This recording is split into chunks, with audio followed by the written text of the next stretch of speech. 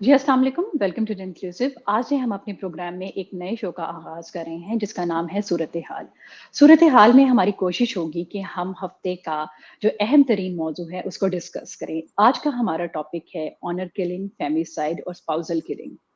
ऐसा क्यों है कि जब औरत मर्द से आर्ग्यू करती है या उसके साथ सेम लेवल पर बात करती है, तो मर्द का एग्रेशन जो है या तो गाली-गलौज में स्टार्ट हो जाता है या वो फिज़िकली वायलेंस पे उतर आता है और उसकी एक एक्सट्रीम फ़ॉर्म हमने देखी है कि उसमें या तो वो अपनी बीवी को कत्ल कर देता है या अपनी बहन को कत्ल कर देता है।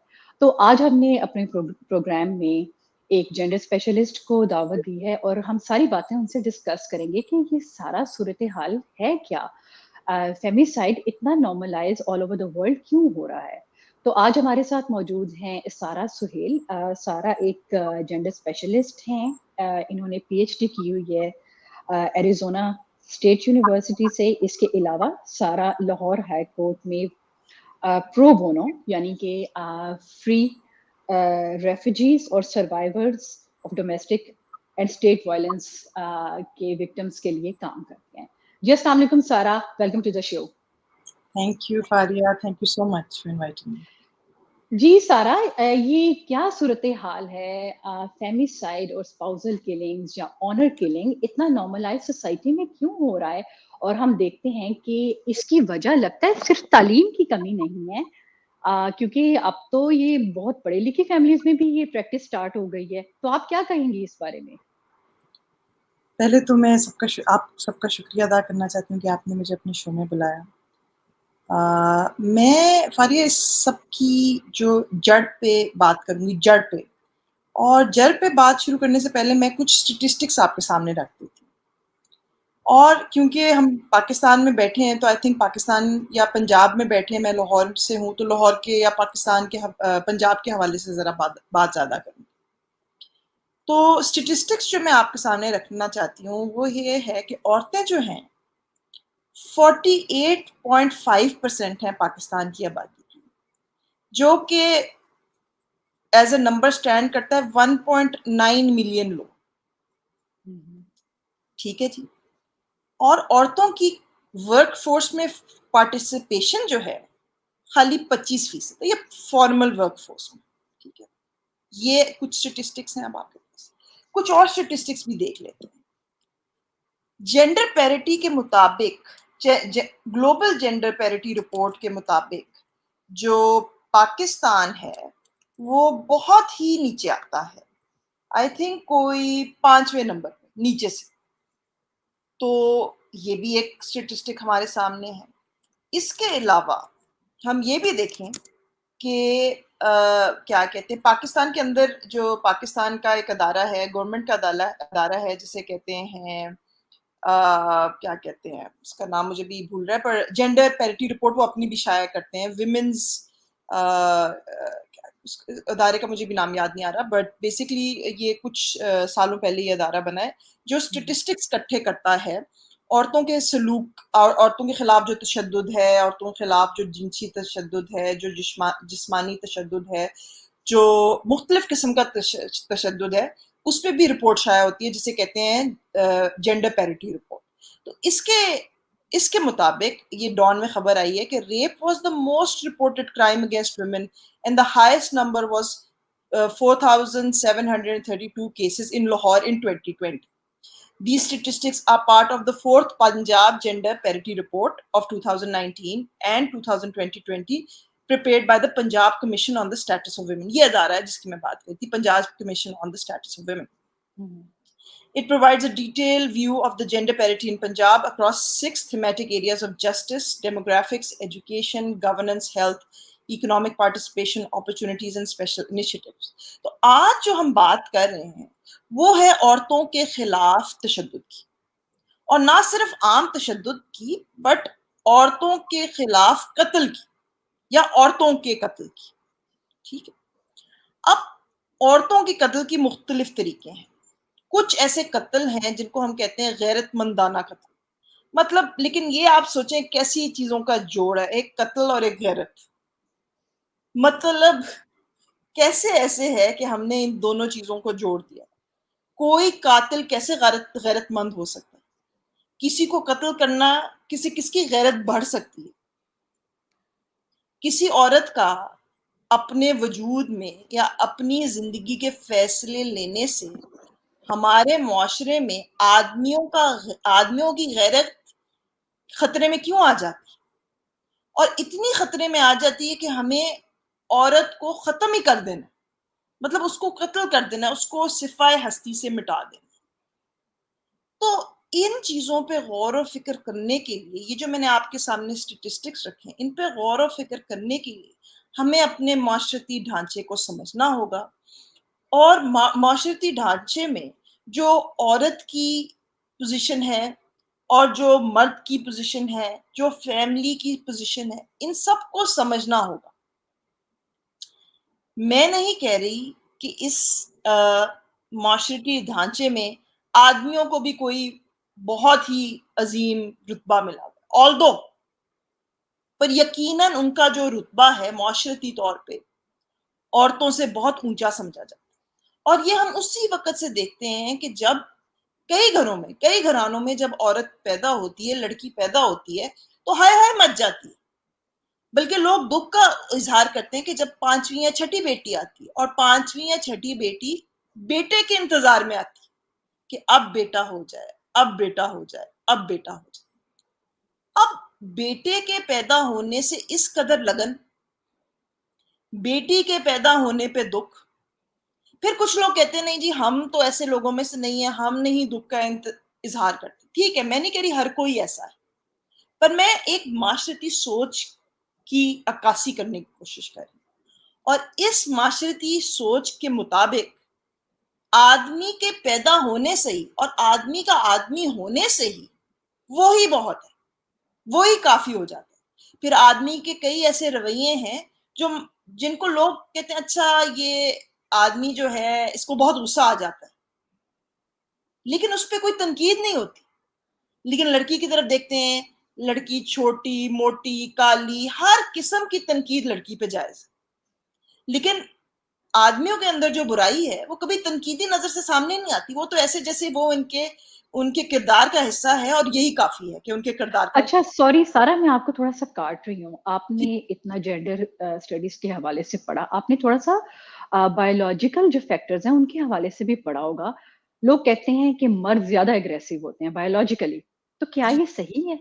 کیا ان کو نارملی، مطلب کہ اگر ہم فیکٹس کی بات کریں، کیونکہ میرے خیال میں ہمیں باتیں ماننی چاہیے، اگر مرد کو زیادہ غصہ آتا ہے اور عورت جو ہے بنسبتاً مرد کے زیادہ کول مائنڈیڈ رہتی ہے، تو آپ یہ مجھے بتاؤ اگر ان کو زیادہ غصہ آتا ہے تو پھر تو عورتوں کو ان کا خیال کرنا چاہیے، واقعی ان کے سامنے زیادہ جو ہے وہ بات نہیں کرنی چاہیے؟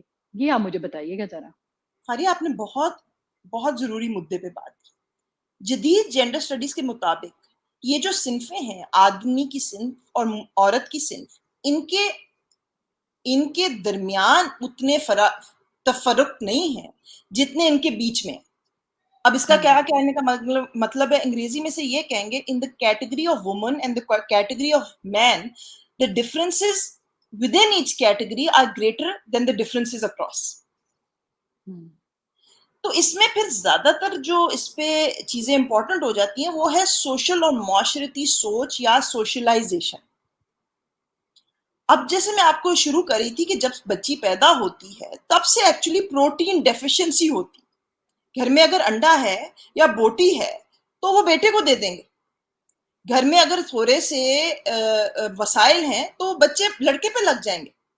اگر لڑکے کو اسکول بھیج سکتے ہیں یا لڑکی کو اسکول بھیج سکتے ہیں تو زیادہ تر ماں باپ اپنے بیٹے کو بھیج دیں گے، اور اس کے پیچھے کچھ اس طرح کی بھی سوچ ہوتی ہے کہ بیٹے نے ہمارے ساتھ رہنا ہے اور بیٹی نے چلے جانا ہے۔ ٹھیک ہے نا، یہ بھی معاشرتی سوچ کا، معاشرتی ڈھانچے کا حصہ ہے۔ ہر سٹیپ پہ عورت کے ساتھ جب آپ اس طرح کی امتیاز کریں گے تو کمزور عورتیں ہو جائیں گی نا، مطلب over time protein deficiencies, vitamin D3 deficiencies کے ساتھ ہماری عورت جسمانی طور پہ، ذہنی طور پہ اس کو ہر کوئی کہہ رہا ہے تم کمزور ہو، معاشرہ کہہ رہا ہے تم کافی نہیں ہو، ناکافی ہو۔ کیونکہ آپ اگر پاکستان سے نکل کے دیکھیں اور دنیا کے ممالک میں دیکھیں تو عورتیں ہر کام کرتی, مزدوری بھی کرتی. لیکن سارا دیکھیں فیملی سائڈ تو آل اوور دا ورلڈ ہے. ہاں میں یہ مانتی ہوں کہ وہ اتنا کامن نہیں ہے جتنا پاکستان میں ہے. لیکن آپ دیکھیں بہت سے سویلائز سوسائٹیز ہیں, جیسے ڈینمارک میں اس سال کے شروع میں ہی 1 مہینے کے اندر جو ہے وہ 12 سے 24, مجھے ایگزیکٹ فگر یاد نہیں ہے, خواتین کا جو ہے وہ قتل ہوا ان کے پارٹنرز کے ہاتھوں, اور ان میں کچھ ایسے کیسز تھے جس میں بچوں کے سامنے ایسا ہوا. تو آف کورس وہ جینڈر ڈسپیرٹی جو ہے وہ تو پوری دنیا میں ہی پائی جاتی ہے. اور جس رپورٹ کا آپ ذکر کر رہی تھی اس کا ہم نے پہلے بھی اپنے ایک شو میں ذکر کیا تھا کہ اس کے مطابق پوری دنیا میں 132 سال لگیں گے اس ڈسپیرٹی کو ختم کرنے کے لیے.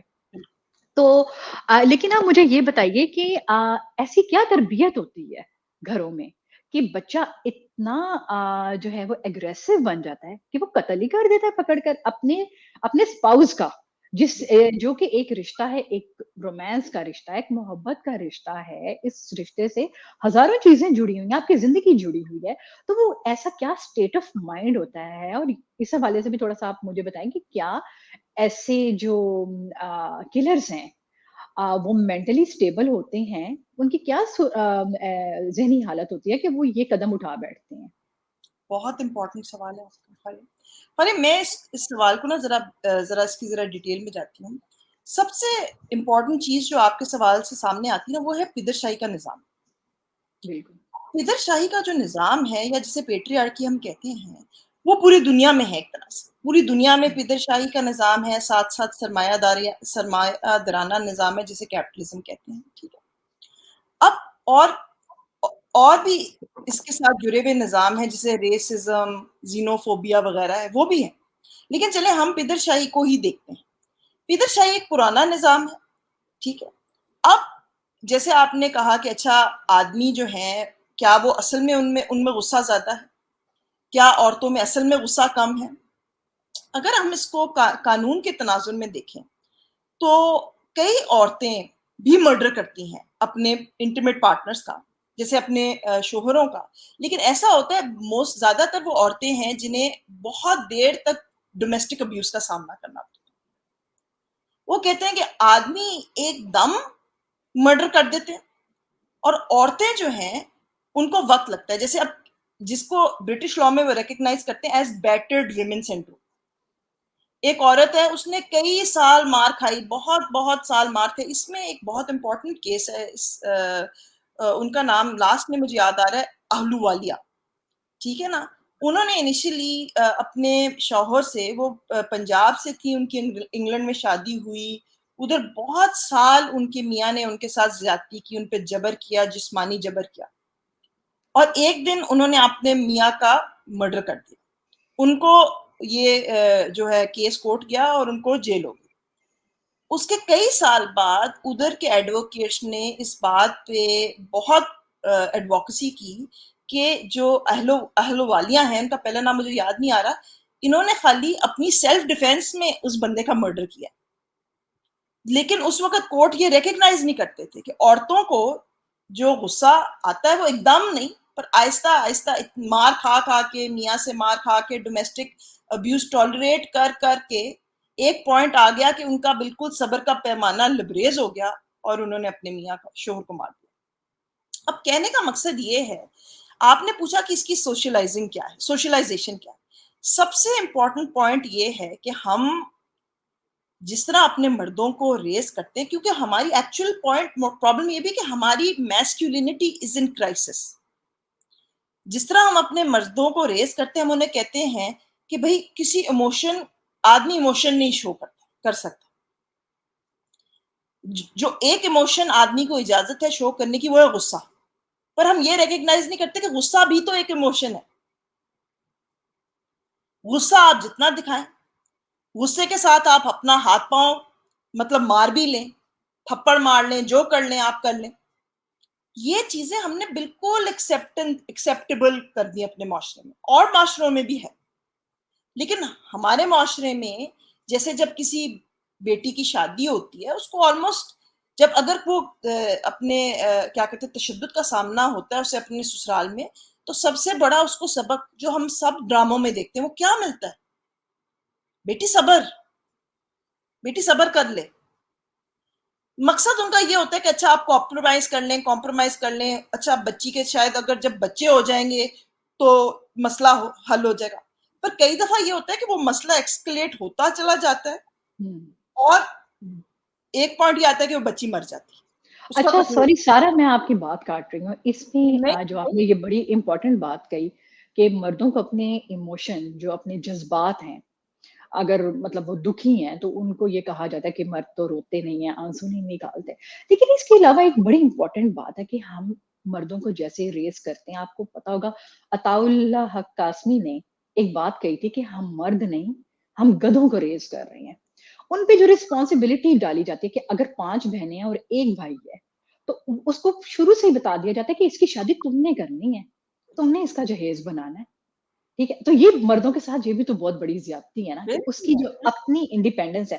اگر بھائی 30 سال کا ہے اور بہن 19 سال کی ہے, 30 سال کے بھائی کی شادی نہیں کریں گے, 19 سال کی بہن کی شادی کو پریفر کریں گے کہ اس کی پہلے اور بھائی شادی کو ہو جائے. کہیں گے انتظار کرو جب تک ساری بہنوں کی. ایگزیکٹلی, بالکل.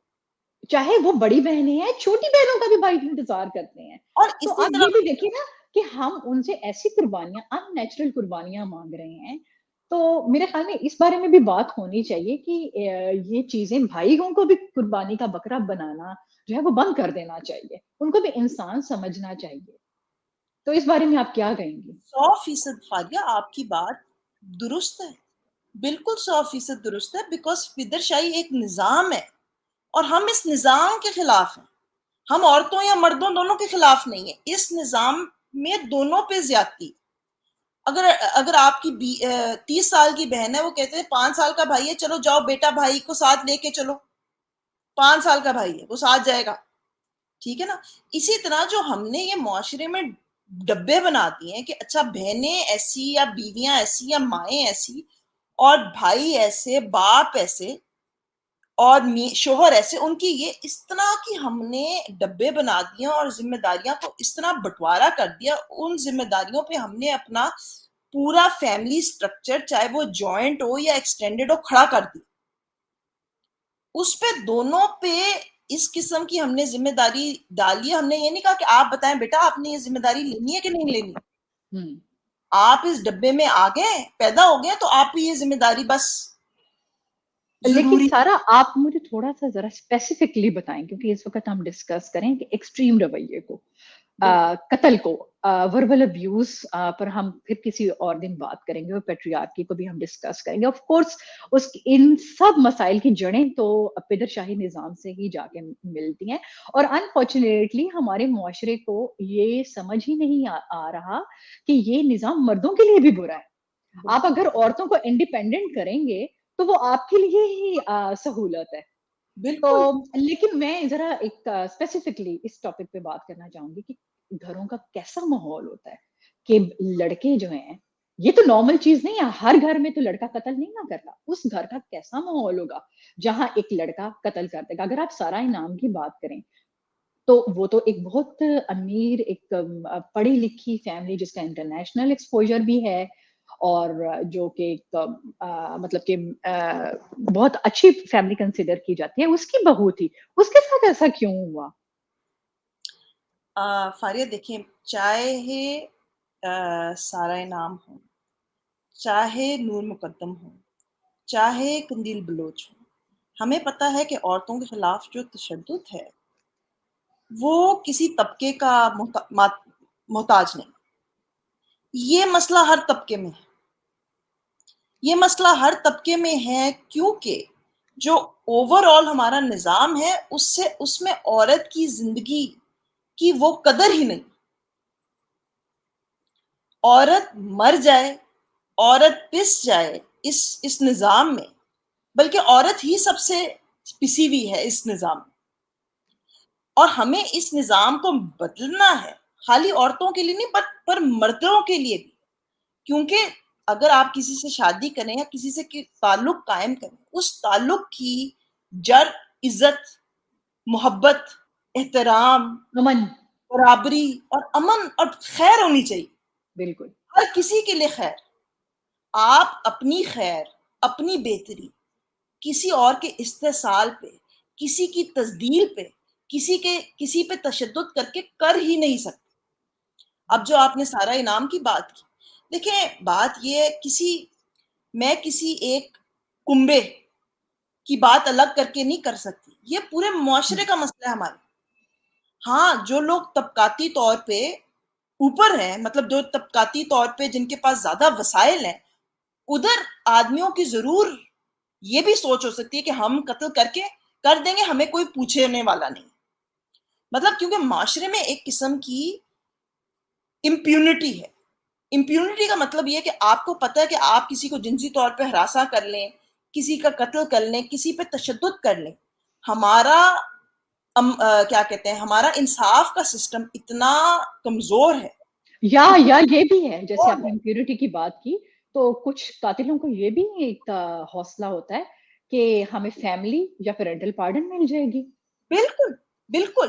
اور اس کے باوجود کہ قوانین اب آئے ہیں آنر کلنگ کی وجہ سے, مطلب یہ غیرت جس کا ہم نے مرڈر کے ساتھ, میں تو کہتی ہوں کہ اس کو ہمیں الگ کر دینا چاہیے. کوئی غیرت نہیں ہے کسی کے مرڈر میں, کوئی غیرت نہیں ہے. اور یہ آئیڈیا کہ ہم کسی کے مرڈر کا خون بہا کر کے فیملی ہی مرڈر کرے اور فیملی ہی معاف کر دے, اس کے خلاف اب قانون آیا ہے, ٹھیک ہے. لیکن بات یہ, قانون جو ہے معاشرے کے رویے نہیں بدل سکتے. لوگوں کے معاشرتی رویے دلوں کی اور دماغوں کی جنگ ہے لوگوں کے ساتھ. مطلب میرے کہنے کا مقصد یہ ہے کہ سیاسی تحریکوں کا, سیاسی سماجی تحریکوں کا یہ کام ہے کہ لوگوں کے دل و دماغ بدلنا. قانون لوگوں کے دل و دماغ نہیں بدل سکتا. اور جو معاشرے کا سب سے ضروری نظام ہے انصاف کا نظام. اب آپ نور مقدم کے کیس میں دیکھ لیں, ظاہر جعفر کو ہو گئی ہے سزائے موت, لیکن کسی کو سزائے موت دینے سے وہ جان جو چلی گی وہ تو واپس نہیں آئے گی. اور دوسری بات یہ, اسے ہم کہتے ہیں کارسرل یا پیونیٹیو فیمنزم. ہم اپنے معاشرہ ایک ایسا معاشرہ میں رہنا چاہتے ہیں جہاں ہم اپنے معاشرے کے ایسے لوگ جو مظلوم ہیں, جو کمزور ہیں, جو مجبور ہیں, ان کا خیال رکھیں. جو ہمارے معاشرے کے آپس میں تعلقات ہیں وہ محبت, عزت, خیر اور محبت کے ہوں. ہم تو ایسا معاشرہ چاہتے ہیں. ہم ایسا معاشرہ نہیں چاہتے کہ جس میں ہم مطلب لوگ بے دردی سے مارے جائیں, عورتیں بے دردی سے ماری جائیں, اور مردوں کو تو ہم جیل میں بھیجتے جائیں یا سزائے موت دیتے چلے جائیں. تو دونوں طرف سے پھر لوگ مر ہی رہے نا. ہم نے تو ایک ایسے معاشرے کو ڈھال بنانا ہے یا اس کی بیس فاؤنڈیشن بنانی ہے جو انصاف, جس کا بالکل جس کا درمیان جو ہے نا, اس کی جو جڑیں ہیں وہ انصاف جینڈرز کے لیے انصاف ہو. بالکل آپ نے بالکل سارا صحیح کہا, لیکن میں اپنے پروگرام کا اختتام اس بات سے کروں گی کہ ظاہر جعفر کو سزا تو ہوئی, لیکن اس کے پیچھے ہمیں یہ بھی دیکھنا چاہیے کہ نور مقدم کے والد کون تھے. ہر والد اتنا اسٹرانگ اور اتنا روشن خیال نہیں ہوتا, ٹھیک ہے. انہوں نے اس چیز میں شرم محسوس نہیں کی کہ میں اپنی بیٹی کا کیس جو ہے وہ لڑوں. انہوں نے بہت اچھے طریقے سے دلیر بن کے اس تھینک یو کیس کا سامنا کیا. تو سارا ہم انشاءاللہ آپ کو پھر بلائیں گے اپنے کسی اور شو میں. یہ ٹاپک اتنا واسٹ ہے, اتنا براڈ ہے, اس پر اتنی بات ہو سکتی ہے. اور ہمارے ملک میں تو آپ کو پتا ہے آئے روز ایسے جو ہیں وہ کیسز آتے رہتے ہیں, اور ان ٹاپک پہ بات کرنے کی ضرورت محسوس ہوتی ہے. آپ سے بہت اچھا لگا بات کر کے سارا, اور ہم آپ کو یقیناً دوبارہ ضرور بلائیں گے. شکریہ.